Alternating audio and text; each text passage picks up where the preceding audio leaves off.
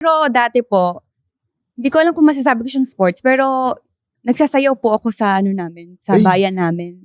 Nagsasayaw ka? Oo. Ng ano? Alam niyo ba yung mga street dancing pag fiesta po? Okay. So Mm. pag sa school, isa po ako sa mga nasa harap po. Ayan. Kasi yung mama ko lang po ang nagtuturo. Ayan. So medyo talaga, sports From the talaga. parents. Yes. From the parents. So, pero yun po talagang hilig ko, sumayaw po. Teka lang, anong klaseng sayaw ulit Oo, to? yan ang tanong ko. Hip-hop, mga ganyan?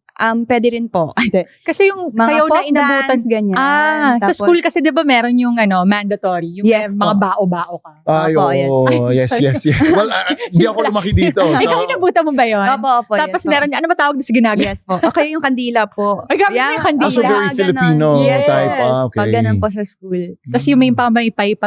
Yes. Grabe yung kandila. Ano yung tsura na? May apoy? Opo, yung Totoo ba? ganun po. Opo.